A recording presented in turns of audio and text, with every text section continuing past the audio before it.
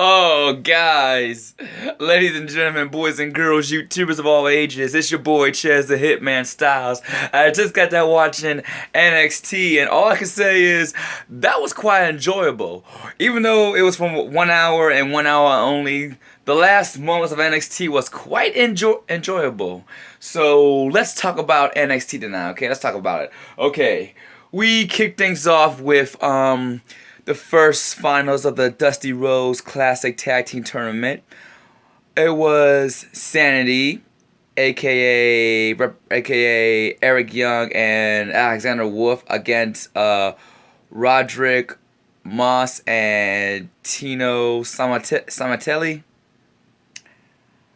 So yeah, it was a team of it was those two guys going at 1-on-1. I would give their tag team match. How many stars do I want to give them? Let's see. Do I want to give them 1 star? No. Let's bump it a little bit. Do I want to give them 2 stars? No. Do I want to give them 3 stars? Maybe. Just maybe. But then Nikki Cross came through. Yeah, she came through and she helped Sandy pick up the win. When Alexander Wolf and Eric Young hit that double team net breaker maneuver on Tino Samatelli. So let's go ahead and give that match 4 stars. That was pretty cool how Nikki Cross got involved. So I'll give it 4 stars. Anyway, let's move on to the next match. Let's move on to when it was Lacey Evans going 1-on-1 against Dakota Kai. Now, guys, that match only lasts for 2 minutes. It only lasts for 2 freaking minutes because Dakota Kai ended up doing a quick pinfall maneuver. So, due to the match didn't last that long, I would give that match 2 stars. But now I want to talk about the resemblance and the appearance of Dakota Kai and Lacey Evans. See, Lacey Evans is now the NXT version of the ravishing Russian Lana, aka Rusev's wife, and Dakota Kai, she kind of reminds me of Bayley wearing AJ Lee's ring attire. So yeah. So Dakota Kai is like the AJ Lee / Bayley version of NXT, and Lacey Evans is the NXT version of the ravishing Russian Lana. And then while Dakota Kai was celebrating her victory, the submission magician Shia Blazer decided to come out and thought she was going to do more damage. But then the NXT champion finally came back and said, "You started this. I'm going to finish it at NXT TakeOver New Orleans." So, with that being said, when Regal made the match official, it will be the rematch from NXT TakeOver Philadelphia for the NXT Women's Championship. It will be Ember Moon going up against Shia Blazer, which those two had a pretty rough brawl after Ember Moon said her words. And I would give that fight 3.5 stars.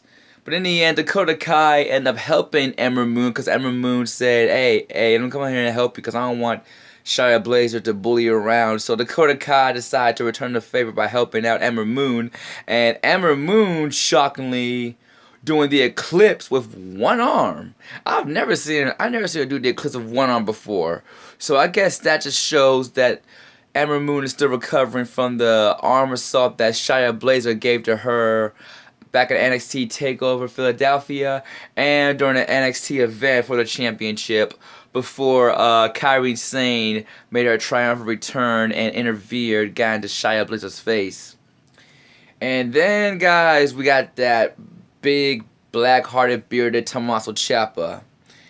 And when he came out, all of those Johnny Gargano, Johnny Wrestling faces, signs, they were like all over the place.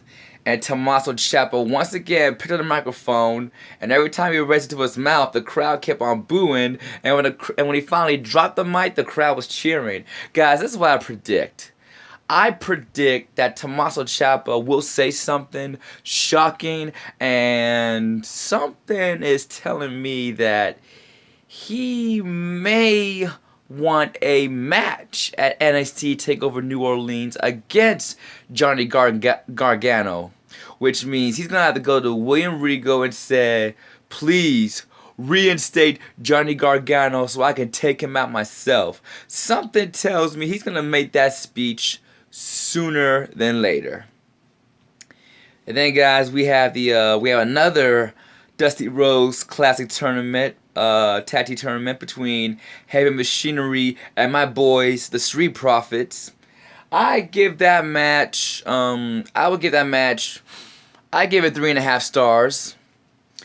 And it was pretty slick for the Street Profits to turn that double team finishing maneuver, the compactor from Heavy Machinery. It was pretty slick of them to turn that into their own finishing maneuver.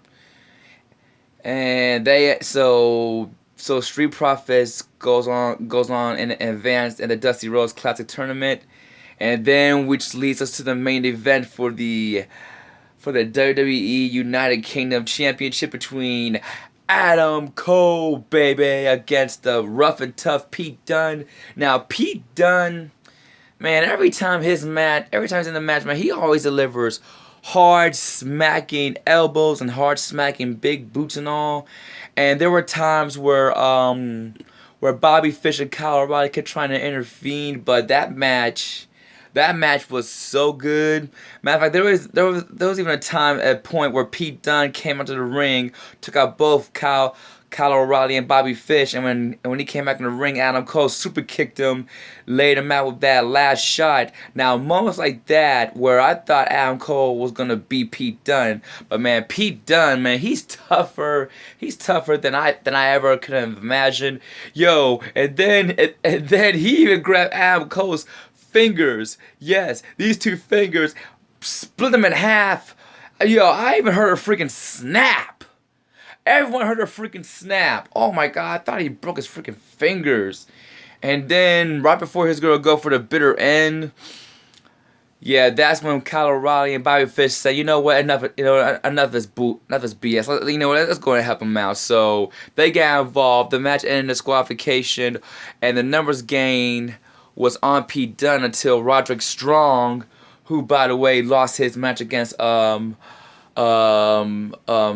Cedric Alexander in the semifinals for the 205 cruiserweight, in the 205 for the 16-man tournament for the WWE Cruiserweight Championship. So he came out and he had Pete Dunne, and both those men 2-on-3 managed to chase off the Undisputed Era. So yeah, that Pete Dunne versus Adam Cole match, I'm gonna go ahead and say that match was so hard hitting and so OMG. I'm gonna give it 5 stars. I'm gonna go ahead and give that 5 stars. And then last but not least, we had the contract signing between my boy Aleister Black and Andrade Cien Lomas, but Andrade Cien Lomas didn't show up. But Selena Vega, oh my god, she looks so damn fine tonight. She came out to sign the contract on Andrade Cien Lomas' behalf. And then Aleister Black, he has a funny sense of humor. I've learned tonight he has a funny sense of humor. He moved the contract table out the way, doing his usual Indian stance position, and said, I can hear you clearly now. It says we're on the same level. And then he want to go ahead and talk about saying that, so Andrade Cien Lomas is not here because he's going to embarrass me. Well, maybe he's not here because he knows that NXT TakeOver New Orleans, he's going to be just like you. He's going to end up being short. So yeah, Aleister Black has a funny sense of humor. Selena Vega was embarrassed. She ended up smacking the taste out of Aleister Black. Aleister Black had a smile on his face, ends up signing the contract, walks away, but had one last thing to say to Selena Vega. Oh, and by the way, you know what? It's a good thing you did Kim alone because I didn't. And I'm like, who is he here with?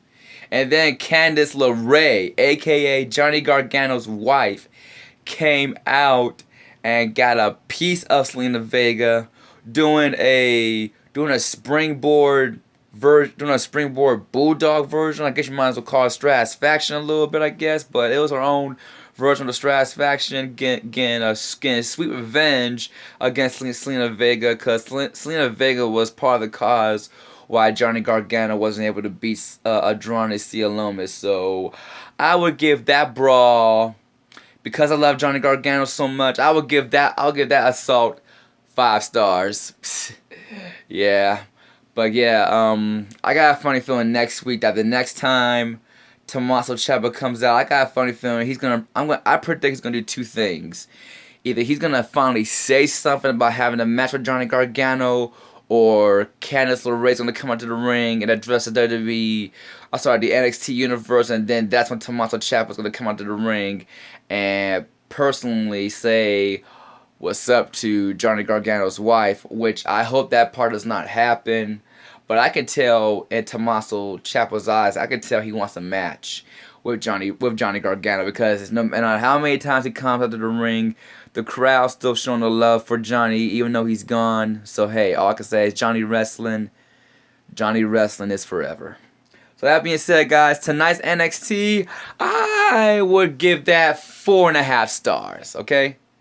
You know what? Make that 4 3/4. 4 3/4 of stars. Yeah, I'll go ahead and give NXT its good props. And what did I enjoy out of NXT? Let's see. I enjoyed the Pete Dunne versus Adam Cole match for the championship. I also enjoyed the contract signing, because it ended up in a brawl. And those are the only 2 things I liked so far. So, yep. Oh, and Ember Moon doing that one-arm eclipse to Shia Blazer. I enjoyed that too. So that's 3 things I enjoyed. And for those of you guys who watch NXT tonight, you guys leave a comment down below and tell me what was your favorite moment on NXT tonight. So that being said, guys, thanks for watching this video. Don't forget to hit that like and subscribe button. And oh, guys, speaking of subscribers, guys, I'm at 48 subscribers, which means I'm only 2, count them, 2 subscribers away of reaching that 50 marker, which means once I hit the 50 marker, which means I'm halfway close to reaching 100. But hey, I still got a long way to go. I'm doing the best I can. So with that being said, guys, you can find me on social media. You can find me on Instagram and Facebook as Chaz the Hitman Styles. You can find me on Twitter as Hitman Styles 1. Even though I'm not the Phenomenal 1, that title belongs to the phenomenal AJ Styles. So guys, thank you guys so much for watching this video. And to all my 48 subscribers, I'm gonna give y'all 2 sweet. Bam! I'm about to go ahead and hit the hay. I'm gonna go ahead and hit the hay because I gotta go to work, of course. So yeah. Until then, guys, peace.